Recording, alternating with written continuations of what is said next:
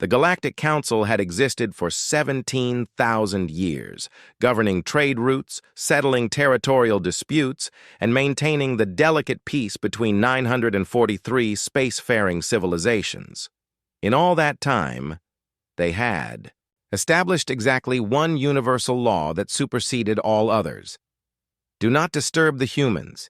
Ambassador Zekthara of the Vorthon Empire found this rule particularly galling. His people had conquered 73 star systems through superior technology and strategic warfare, yet they were forbidden from even approaching the small blue world in the Sol system's third orbital position. The planet wasn't even classified as a member world. It was simply marked as quarantined by universal decree. It makes no sense, Zekthara complained to the Council's historical archive keeper, an ancient crystalline entity known as Keeper, Luminous. They're a primitive species that hasn't even achieved faster-than-light travel. Our scouts report they still use chemical rockets and metal projectile weapons. Why do we fear them?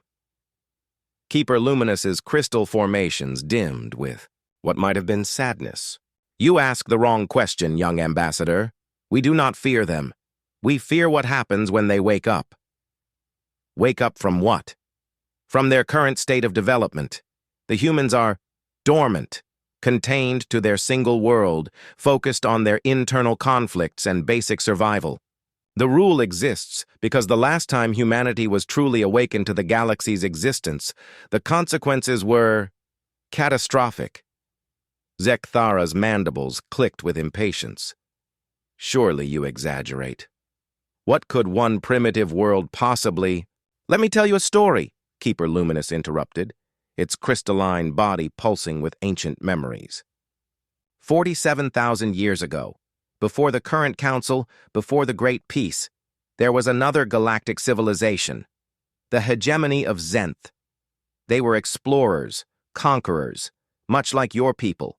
They discovered Earth during what humans now call their Stone Age. The crystal beings' light patterns shifted, displaying holographic images in the air between them. Primitive humans huddled around fires, crafting crude tools from stone and bone. The Zenth were amused by these hairless apes. They established observation posts, conducted experiments, occasionally abducted specimens for study. They thought the humans were nothing more than clever animals. For thousands of years, they treated Earth as their personal laboratory.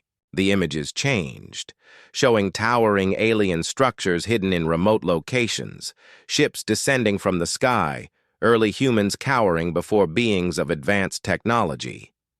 But humans, Ambassador, have a quality that the Zenth underestimated. They adapt, they observe, they remember, and most importantly, they never, ever forgive. Zekthara leaned forward, despite himself becoming engrossed in the tale. The first sign was when human development accelerated beyond all projections. Bronze Age to Iron Age in centuries instead of millennia. The Zenth attributed it to their interference, their gifts of knowledge.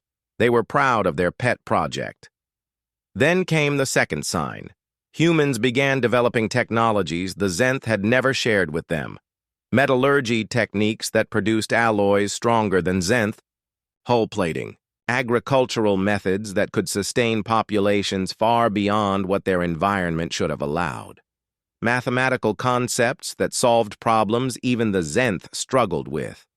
The holographic display showed human civilizations rising and falling, but each time reaching higher peaks of development than the last. The Zenth finally realized their mistake when human warriors began appearing with weapons that could penetrate Zenth shields. Not through advanced energy manipulation or exotic matter, but through pure, brutal ingenuity.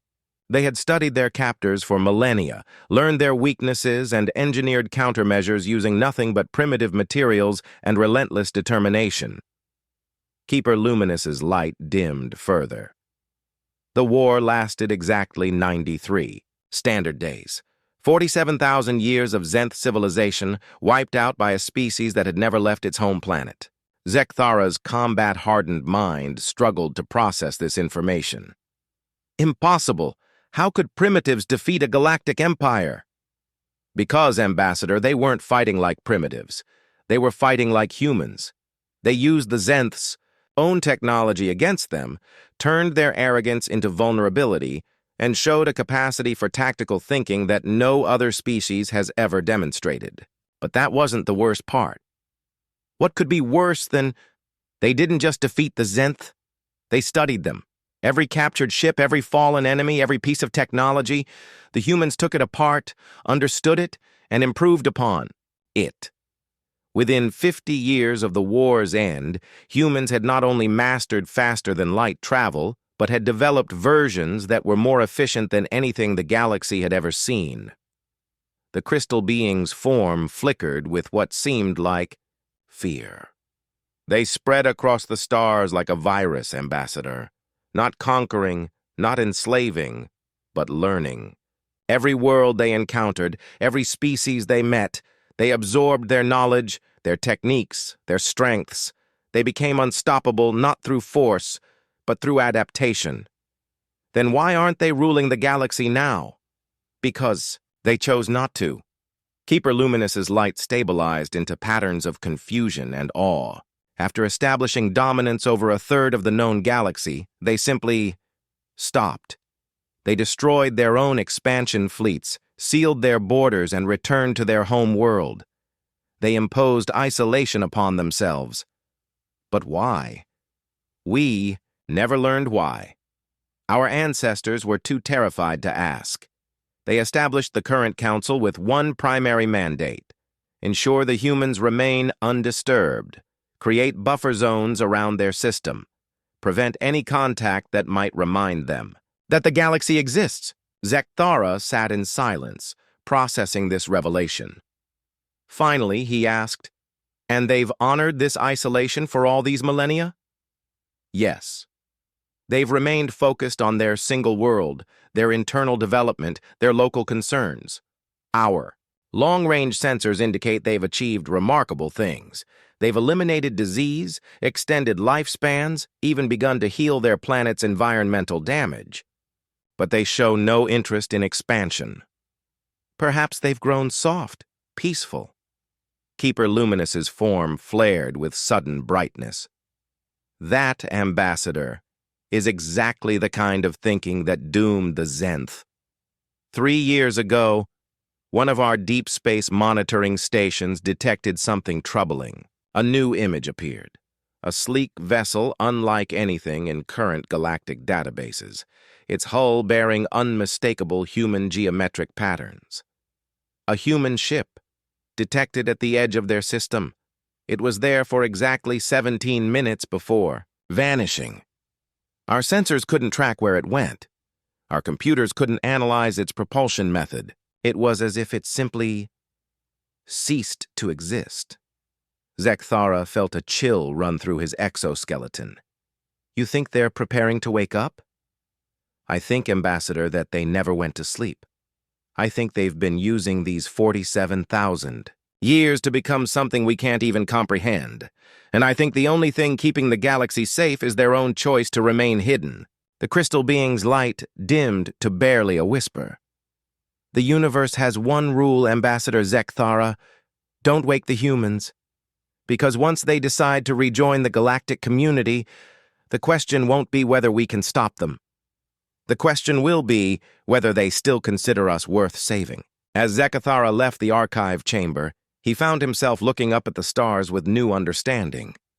Somewhere out there, in an unremarkable system around an ordinary star, humanity waited. And for the first time in his warrior's life, he was grateful for their patience. The universe's greatest predators were choosing to sleep. For now.